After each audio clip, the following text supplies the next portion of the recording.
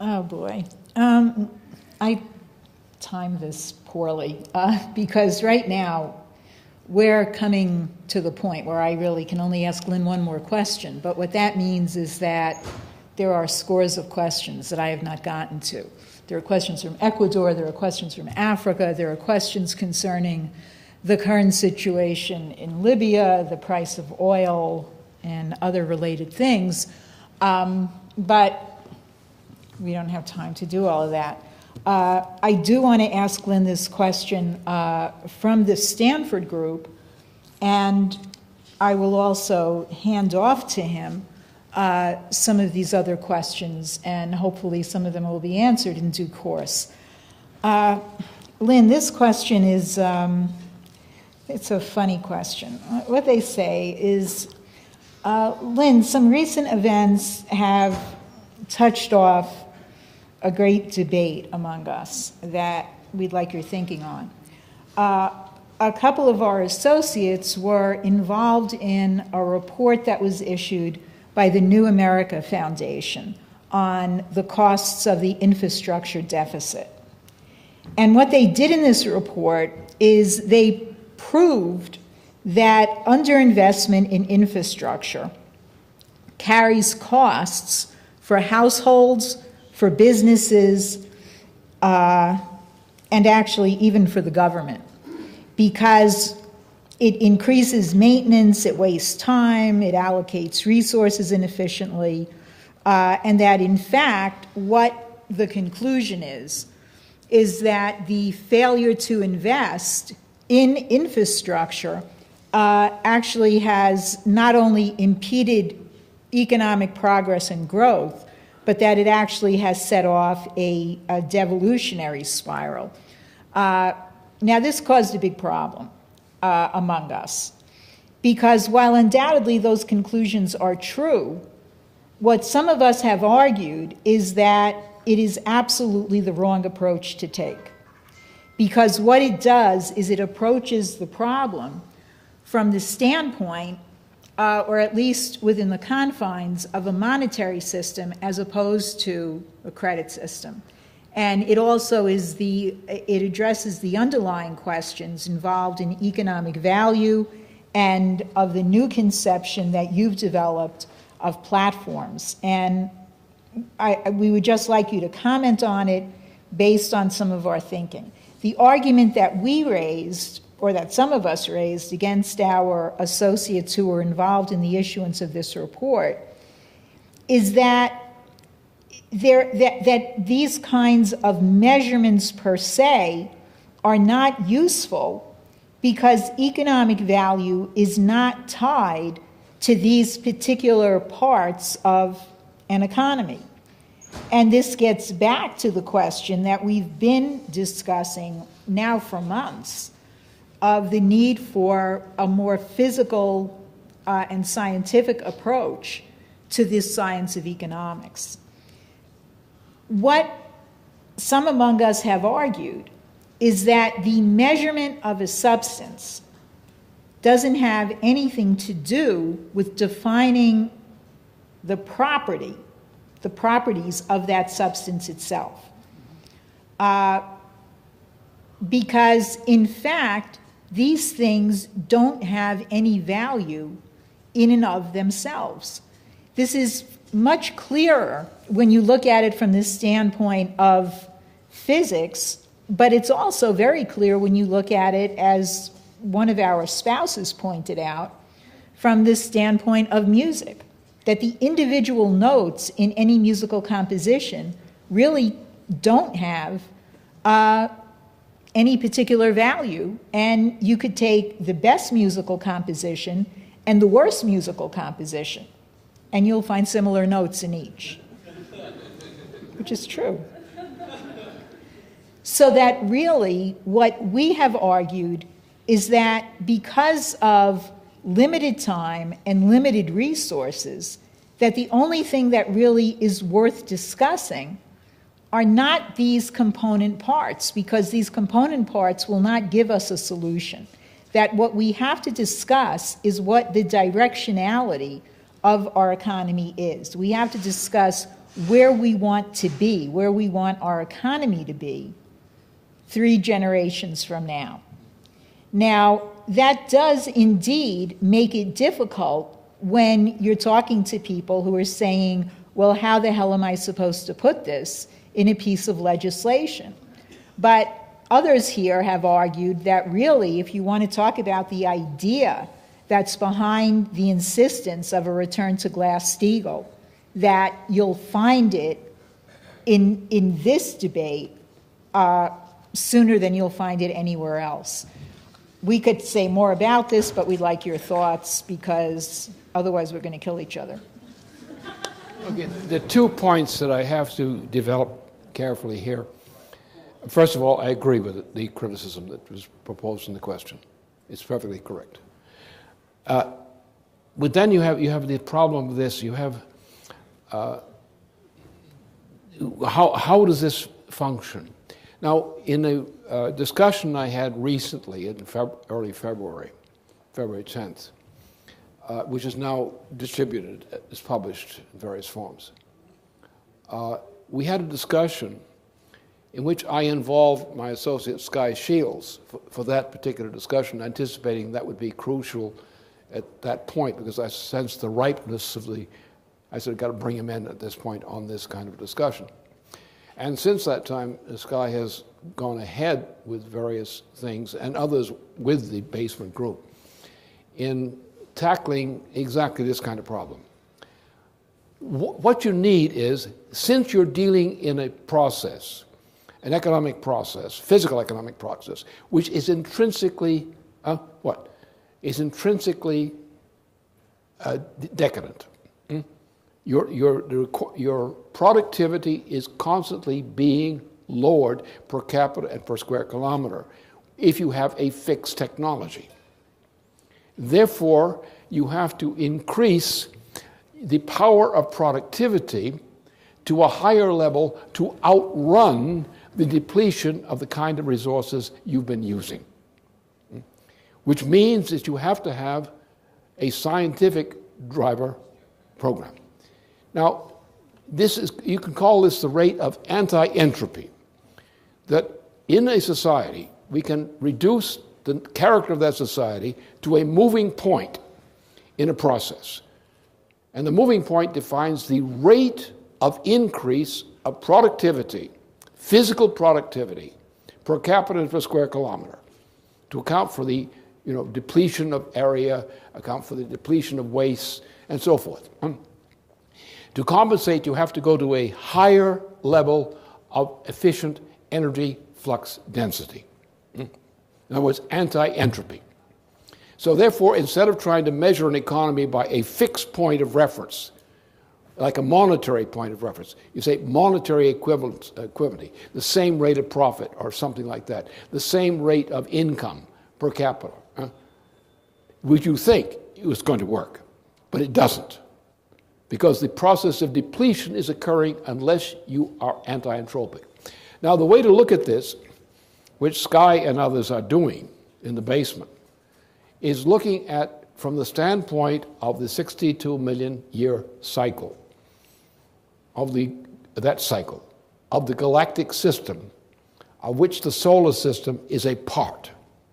It's a fringe element. Our solar system is a fringe element of the galaxy. Our galaxy. And we're circling around, dancing around the edges of the galaxy, and we have these cycles which we're subject to. And life on Earth is subject to the effects of this 62 million year cycle.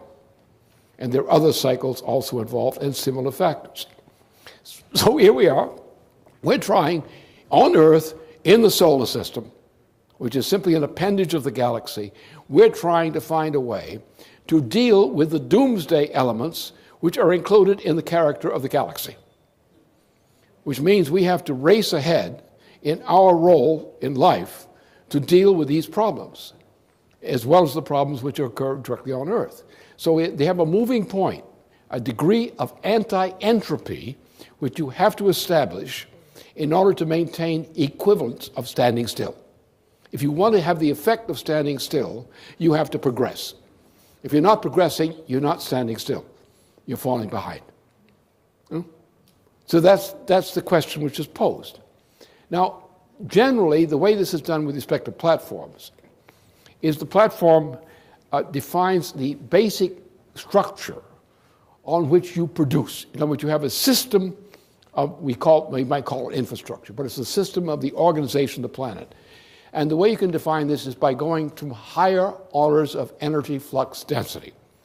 That means you're going from burning wood through coal and so forth and so on into petroleum and natural gas and so forth. And now you don't have an economy unless it's a nuclear fission economy. We have already passed the point that a nuclear fission economy is sufficient for man's needs. We now need a thermonuclear fusion economy. We will then go on to a higher order of economy, as is anticipated in the work of Riemann, for example. So we are going on to higher orders of energy flux density, or the equivalent. That's higher quality energy. It's not the number of calories. It's the number of units of heat per square kilometer. And the greater the intensity of the heat, the greater the energy flux density, and that is the net determinant of your ability to progress. So if you're building windmills, you are anti-human. Because windmills are long gone past. That's a dead past. Go back to the Stone Age. You're getting close then. Huh? You want a Stone Age existence and a Stone Age level of human population and Stone Age culture, build a windmill. And doing solar collectors is simply a more complicated way of doing an even worse job on the environment. Solar collectors are most useful for destroying the environment. You call them environmentalists. The consumption of carbon is the most essential part of the progress of human life on this planet. You want to cut down the carbon? Kill the people.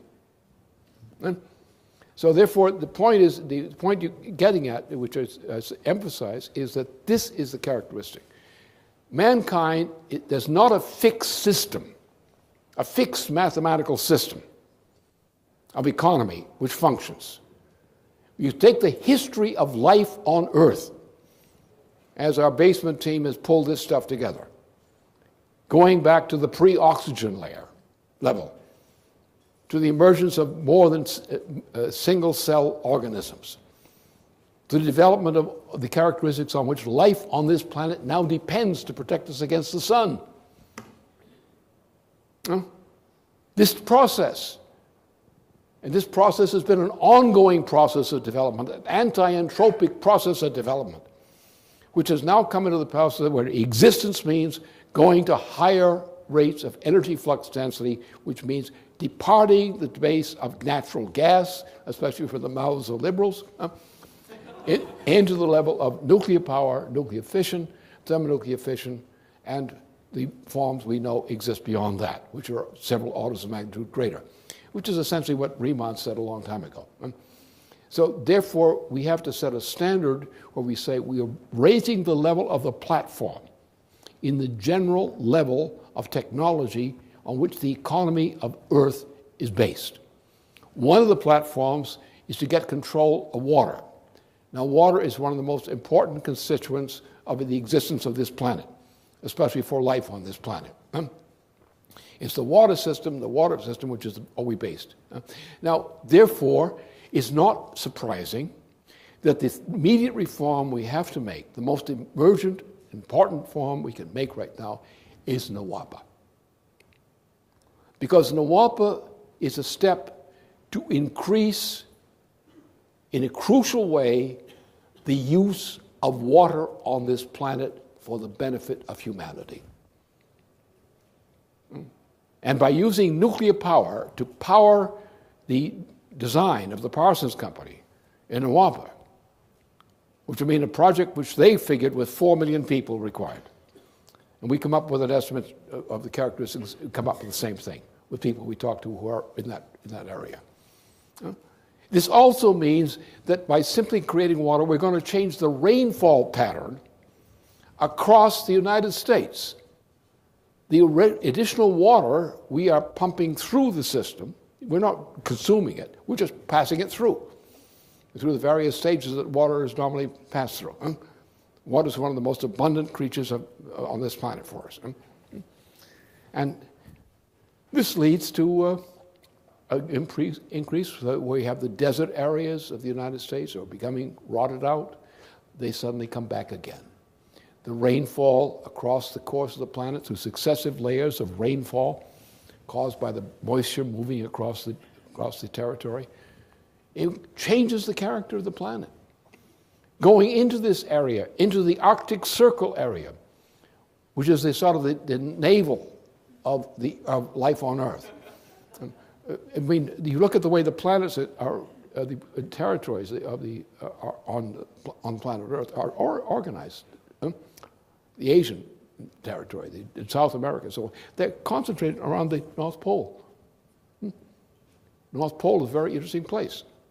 We have to do a lot more investigation up there to get more insight into how life has been working in that area for a better insight into the future. But the territories of the planet are moved upward. They gathered around the North Pole. And that area we're going to go into. We're going to explore life implications and other things there which we know exist, but we haven't explored yet. So that's the way we have to think. We have to think about organizing the platform on which life depends for work in the planet, and recognize we have to go to higher and higher levels. We cannot be satisfied with nuclear power, nuclear fission. That's not good enough anymore. Nuclear fission is not sufficient to meet the needs of humanity now. We need to have thermonuclear fusion, controlled thermonuclear fusion. And we're going to matter and antimatter reactions beyond that of a different type, probably 3 orders of magnitude greater. And this process and our ability to control these high energy flux density processes is the thing by which we're going to progress on behalf of man inside this solar system and beyond, and this galaxy. There's so many things we don't know. We've got to reach out there and study, and these students of these teachers being developed in the direction of those kinds of accomplishments is what the future of mankind is. No, that'd be absolutely correct on this. It's the platform that you have to develop. And it's the application of the technologies which the platform makes possible, makes feasible, which is the means for the improvement of the conditions of man's life on this planet and beyond. We're already at the point where what we've studied so far indicates that if you don't have intellectual control over the processes which are going on in the galaxy, you cannot know what to do with the solar system, and ultimately what you can do here on Earth. So we've got to get better education going. We've got to take these subjects up. We've got to assign them to the relevant institutions and push forward to discover what our next achievement, which surpasses all previous achievements, is going to be found. And that's the way we have to look at mankind. We have to be the junior creator.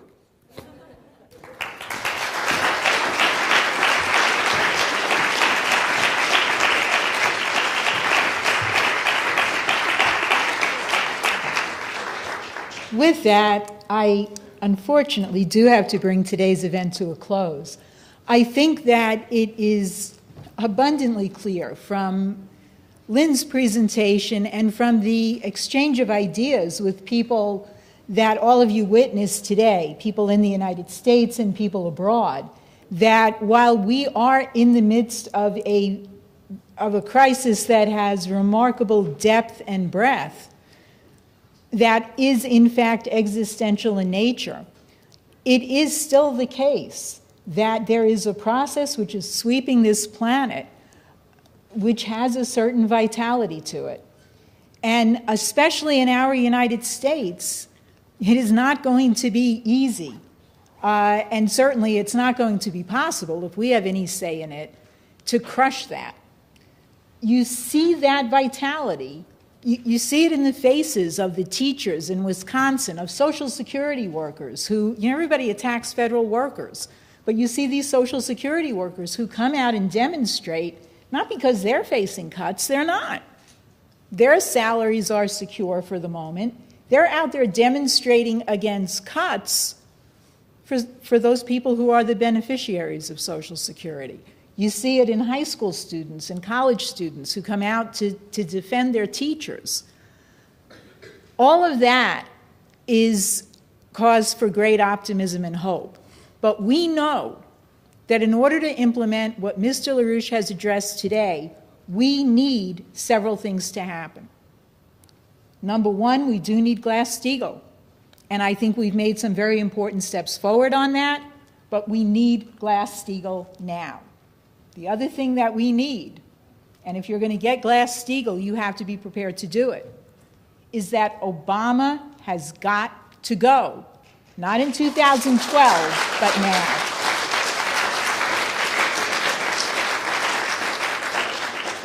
And I know that not all of you feel prepared to address all of the profound ideas that Mr. LaRouche has gone through here today. But certainly there is nobody here who is not in a position to understand those two basic necessities. And I promise you that if we get those two things done, these other seemingly more difficult conceptions will become a lot easier for you to comprehend and to master. That's what we have to do. It's going to take money, and it's going to take some real energy from people. But certainly, Mr. LaRouche has made clear that he has that energy, and I think we have to replicate it in ourselves. So with that, please join me in thanking Lynn for another extraordinary event.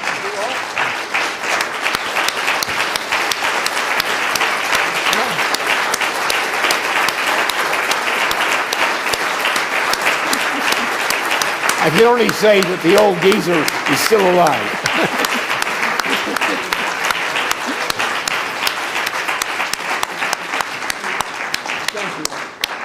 Thank you, Lynn. Okay, get to work, give money, raise money.